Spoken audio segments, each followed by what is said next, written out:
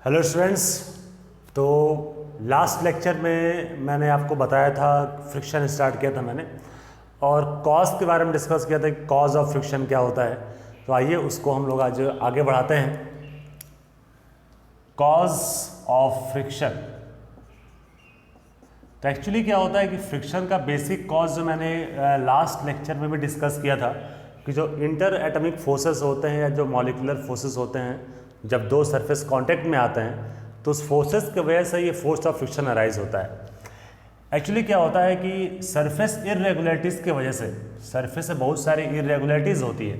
जो सरफेस हमको दिखने में परफेक्टली स्मूथ लगता है, एक्चुअली वो सरफेस स्मूथ होता नहीं है। माइक्रोस्कोपिक लेवल पर अगर उसको ऑब्जर्व किया जाए, उससे बहुत सारी इरेगुलरिटीज़ ऑब्जर्व होंगी, जैसे कि यहाँ आप देख सकते हैं। इस तरह की सरफेस इरेगुलरिटीज़ होती हैं सभी सरफेस में। जितने सरफेस हमको बहुत ही स्मूथ लगते हैं, सब में होता है। और सरफेस इरेगुलरिटीज़ की वजह से होता यह है कि जो एक्चुअल एरिया ऑफ कांटेक्ट होता है, actual area of contact, this is actual contact that we are observing over here. Actual contact ये सब है जहाँ पर एक्चुअली बॉडी कांटेक्ट में देख सकते हैं आप। तो एक्चुअल एरिया ऑफ कांटेक्ट जो होता है, it is very very small as compare apparent contact. तो because of this irregularities, these are the irregularities. तो सरफेस इरेगुलरिटीज की वजह से जो एक्चुअल एरिया ऑफ कांटेक्ट होता है वो एपरेंट कांटेक्ट से बहुत ही कम होता है। और एरिया को कांटेक्ट कम होने की वजह से pressure is force upon area. So area of contact small होने की वजह से प्रेशर काफ़ी ज़्यादा लगता है। और लार्ज प्रेशर लगने की वजह से कह सकते हैं कि जो बॉन्डिंग्स होती है दो डिफरेंट एटम्स के बीच की, एक जो सरफेस जो मूव कर रहा है और जिस पे मूव कर रहा है, दोनों दो डिफरेंट सरफेस के एटम्स के बीच की जो बॉन्डिंग होती है काफ़ी स्ट्रांग हो जाती है because of this high pressure. और बॉन्डिंग स्ट्रांग हो जाने की वजह से जब तक वो बॉन्डिंग ब्रेक नहीं करेगी, बॉडी आगे मूव नहीं करेगा। तो हम यूँ कह सकते हैं कहीं ना कहीं ये जो इंटर एटॉमिक फोर्सेस या मॉलिकुलर फोर्सेस जो बॉन्डिंग फॉर्म हो रहा है इस हाई प्रेशर के वजह से, यही कहीं ना कहीं मोशन का अपोज करता है और यही फ्रिक्शन का कॉज बनता है। ओके, तो this is the basic concept of cause of friction we can say. अब बेसिकली क्या है कि फ्रिक्शन हमारे तीन कैटेगरी में डिवाइड किए गए हैं: static friction, static, limiting, and third one is kinetic. तो फ्रिक्शनल फोर्स तीन पार्ट में डिवाइड है। काइनेटिक में ही हमारा रोलिंग स्लाइडिंग जो होता है काइनेटिक में ही आ जाता है। काइनेटिक के ही दो पार्ट्स आप कह सकते हैं, स्लाइडिंग भी है, स्लाइडिंग में भी बॉडी मूव ही करती है और रोलिंग में भी बॉडी मूव ही करती है। तो दोनों काइनेटिक के ही पार्ट हो जाएंगे। तो फ्रिक्शनल फोर्स के तीन basic parts, static, limiting, kinetic, और इसके दो पार्ट्स। तो हम लोग स्टार्टिंग करते हैं कि स्टैटिक फ्रिक्शन क्या होता है। तो स्टैटिक का मतलब आप सबको पता है, रेस्ट। तो जब भी कोई बॉडी किसी दूसरे बॉडी के सरफेस पर, एक सिंपल सा फिगर यहाँ ड्रॉ करता हूँ, देखिए ऐसे,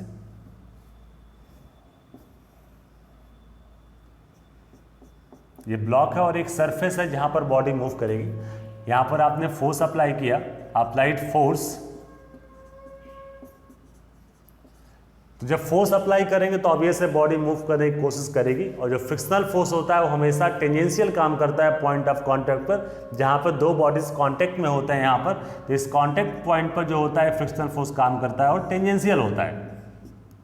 frictional force is tangential and in opposite direction. तो हम फोर्स अप्लाई कर रहे हैं मगर बॉडी मूव नहीं कर रही है, मूव करने की कोशिश करें और बॉडी मूव नहीं कर रही है। तो इस समय जो फ्रिक्शनल फोर्स काम कर रहा है इस कांटेक्ट पॉइंट पर, टेंजेंशियल बैकवर्ड, इसको हम कहते हैं स्टैटिक फ्रिक्शन। तो static friction is that force of friction which comes into play when one body tries to move but is not moving over the surface of another body. Actually what I have explained you that frictional force just opposes the relative motion. Frictional force जो होता है relative motion का oppose करता है, क्योंकि एक body दूसरे body के सरफेस से मूव करना चाहती है या मूव करती है, तो दूसरे सरफेस के रिस्पेक्ट में मूव करती है, दैट्स बाय रिलेटिव मोशन। तो frictional force always opposes the relative motion, okay, whenever one body tries to move over surface of other. तो static friction means that force of friction which comes into play when one body is actually trying to move over surface of another body but is not actually moving, that is known as static frictional force. Next case is limiting. One more point is here, just try to understand That static friction, it is also known as self-adjusting friction. It is also known as self-adjusting friction. Why? Because the reason is that because as far as the body is not moving over the surface as the force is applied, so as we go on increasing the applied force, the static friction also goes on increasing. And at the time when the applied force becomes equal to the frictional force, then the body is at the verge of moving. Okay, so until the body is not moving, with the increase in applied force, the force of friction also adjusts itself. As we will increase the applied force, the static friction will also increase itself. Means it is just adjusting itself with respect to the applied force. And when both the forces are equal, then body is just at the verge of moving. बिल्कुल तैयार है move करने के लिए. Okay. So limiting friction means we can say that frictional force which comes into play when body is just at the verge of moving over the surface of another body. बिल्कुल तैयार है move करने के लिए. जैसा मैंने कहा कि अप्लाइड फोर्स फ्रिक्शन के बराबर हो जाएगा और बॉडी बिल्कुल क्या है, बिल्कुल तैयार है मूव करने की. That frictional force is known as limiting friction. Okay, तो याद रखिएगा कि static friction is self adjusting friction. जब तक बॉडी मूव नहीं करती है, जैसे जैसे फोर्स बढ़ाएंगे स्टैटिक फ्रिक्शन अपने आप को एडजस्ट करता है, और जैसे फोर्स बढ़ेगा वैसे स्टैटिक फ्रिक्शन ही बढ़ेगा, जब तक दोनों बराबर ना हो जाएं. Okay, it is an experimental observation. Kinetic, it is very simple. Whenever one body is rolling or sliding or moving over surface of another body, at that time the opposing force that is acting at a contact point and tangentially in backward direction, that is we can say is kinetic friction. Okay, so these are three types of friction over here. One more point is there, that it is not necessary that the frictional force always acts in the direction opposite of direction of motion of body. There are few cases in which the frictional force acts in the direction of motion of body but opposes the relative motion. This is the unique point. Frictional force in some cases acts in direction of motion of body but it opposes the relative motion of that body. Okay, so just find out the answer that what are the cases in which this happens. So now we will just try to understand these three concepts, these three definitions graphically. Okay, let us see.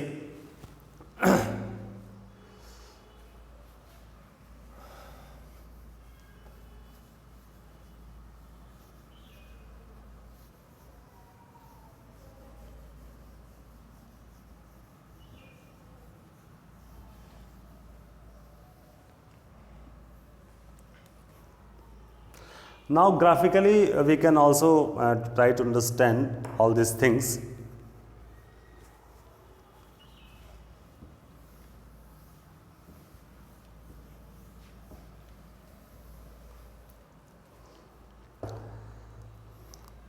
So finally we can draw the graph over here.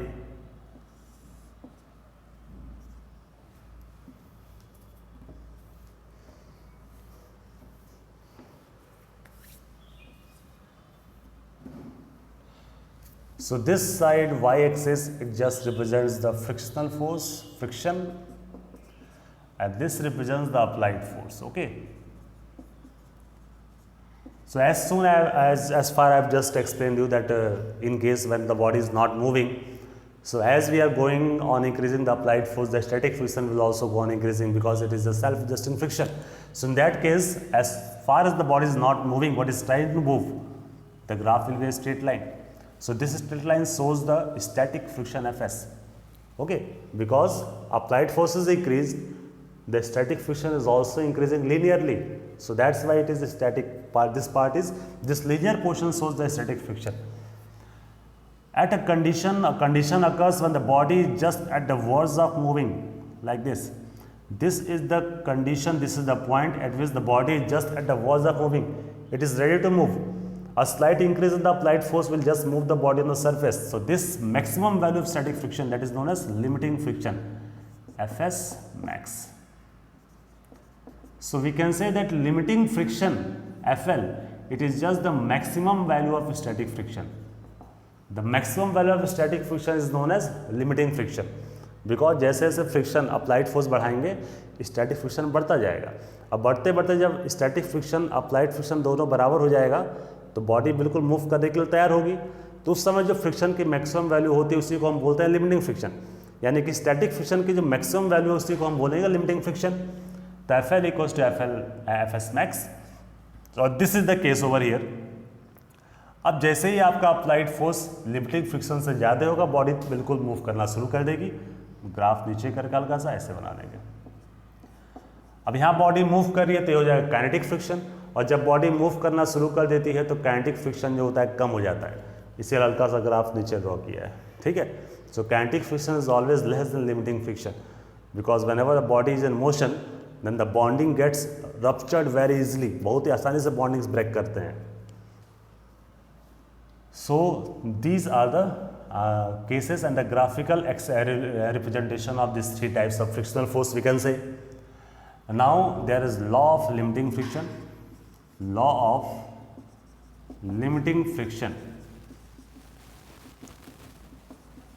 So the law of limiting friction says that first law, the first and the most important law. Suppose this is a block lying on a table, and this is the normal reaction of the block, this is a frictional force acting over here, Fs. Normal reaction, frictional force, okay. And this is the applied force, the force has been applied to trying to make the body move, okay. So the first law is that the limiting friction, which is just the maximum value of static friction, that is proportional to the normal reaction, and this is very important law. The maximum value of static friction known as limiting friction is proportional to the normal reaction n. And whenever you will remove the proportionality sign, you will get a constant that is equals to mu into n. Okay? And this constant mu is known as coefficient of static friction. Coefficient of static friction.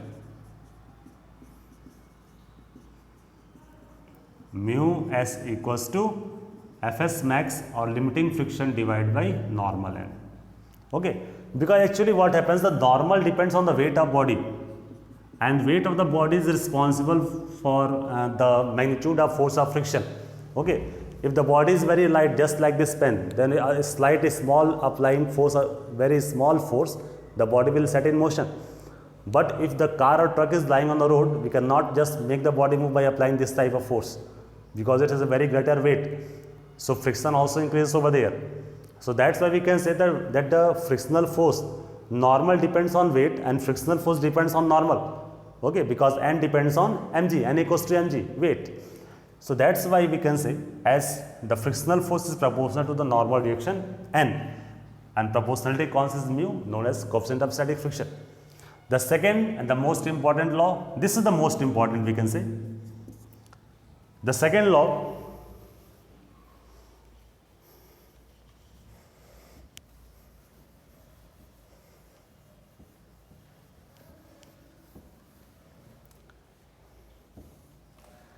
the second law is that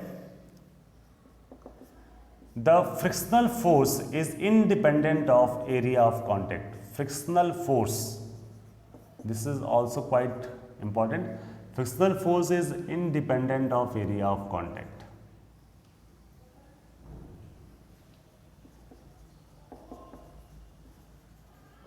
Area of contact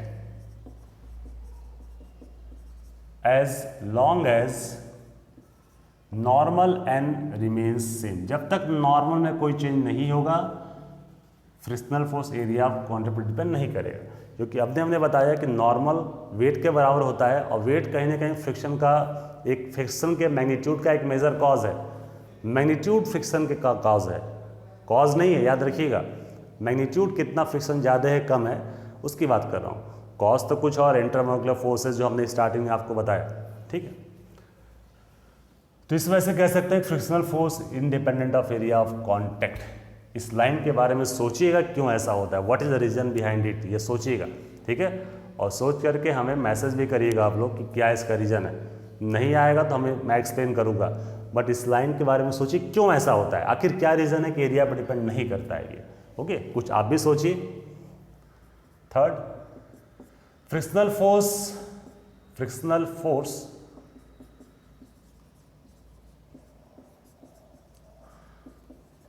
depends on the nature of material nature of material and surface in contact. तो frictional force depend करता है कि जो nature जिस surface है वो किस material का बना हुआ है, उसका क्या नेचर है जो कांटेक्ट में है, स्मूथनेस, रफनेस, इन सब से फ्रिक्शन में चेंजिंग आती है, तो उस पर ये डिपेंड करता है। ये सब एक्सपेरिमेंटल बेस पर ऑब्जर्व किया गया है। तो ये सब कुछ बेसिक लॉज हैं। यही फार्मूला काइनेटिक फ्रिक्शन के लिए भी अप्लाई होता है। ऐसा नहीं है केवल स्टैटिक फ्रिक्शन के लिए हम लोग पढ़ेंगे, यही फार्मूला हम लोग काइनेटिक फ्रिक्शन के लिए भी पढ़ेंगे। ओके, तो ये सबसे बेसिक फार्मूला है, इसको याद रखिएगा, इसका यूज़ हम लोग आगे करेंगे। और जो क्वेश्चन मैंने कहा है कि एरिया पर डिपेंड क्यों नहीं करता है, इसको थोड़ा सर्च कीजिएगा जब तक नॉर्मल हमारा सेम है। आंसर फाइंड कीजिए, हमको बताइएगा आप लोग, ठीक है। तो ये लॉज हैं। अब आइए नेक्स्ट टॉपिक पे आते हैं। एंगल ऑफ फ्रिक्शन क्या होता है उसको देखते हैं।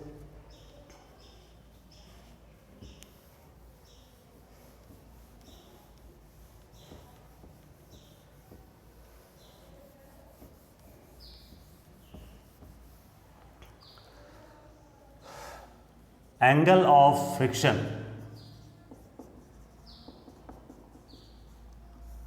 Now angle of friction means, it is a very simple definition. This is the normal force, okay, and this is the frictional force Fs.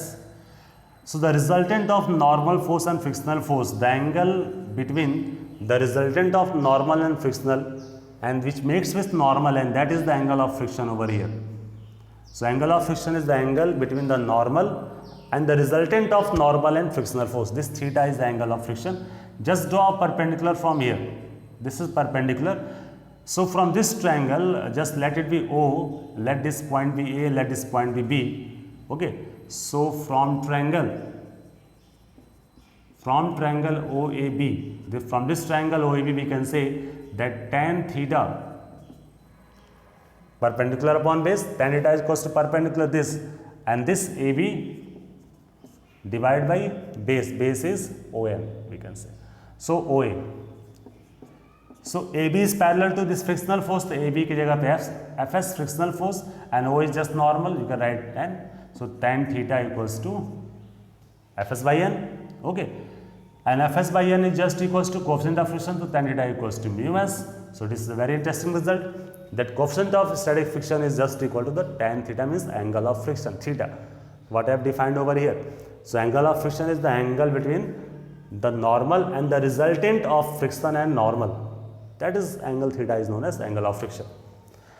Next another matter comes over here, another topic, angle of repose. So angle of repose is the minimum angle of inclination with horizontal such that the body placed on it just begins to slide. So it is the minimum angle at which the body, this is just kept on this inclined plane, will begin to slide. That minimum angle is known as angle of repose. ठीक है, जिस minimum angle में body बिल्कुल slide करने के लिए तैयार हो, एकदम स्लाइड कर जाए, उस मिनिमम एंगल को हम क्या कहते हैं, एंगल ऑफ रिपोज कहते हैं। ठीक है, अब यहाँ पर थोड़ी सी बातें कर लें, क्या क्या फोर्सेस वर्क करेंगे। पहला force mg, let this angle of repose be alpha. दूसरा फोर्स यहाँ ड्रॉ करेंगे normal N, weight mg, normal, angle is alpha. The body has tendency to slide downward, that's why friction will just act in opposite direction. Okay, so these are the forces, just resolve mg. If this angle is alpha, this angle will also be alpha. So this is mg cos alpha and this one is mg sin alpha. Just use the vector. Okay, so mg को दो part से resolve करेंगे, mg cos alpha, mg sin alpha, frictional force सारा resolve कर दिया। अब in equilibrium, since the body is ready to move, it is ready to move but is not moving, it is ready to move at this particular angle. So in equilibrium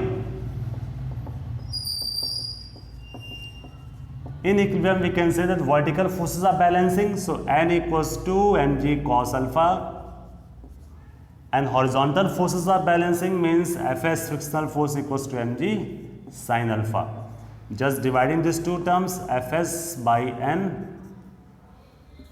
you will get just sin alpha upon cos alpha, and sin upon cos is tan alpha, so fs by n equals to tan alpha, and fs by n equals to mu. Just see from this equation, so we can say that mu equals to tan alpha, और mu equals to tan theta also angle of friction. So finally we can write that tan theta equals to tan alpha. This is the most important result.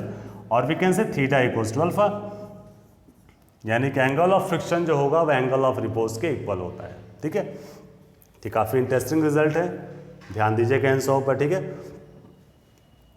अब ऐसे ही जैसे मैंने आपको notes भी भेजा है तो उस पर आप देख सकते हो कि जो बॉडी अगर नीचे मूव कर रही है तो उसका एक्सेलरेशन क्या होगा, बॉडी ऊपर मूव करे तो क्या एक्सेलरेशन होगा.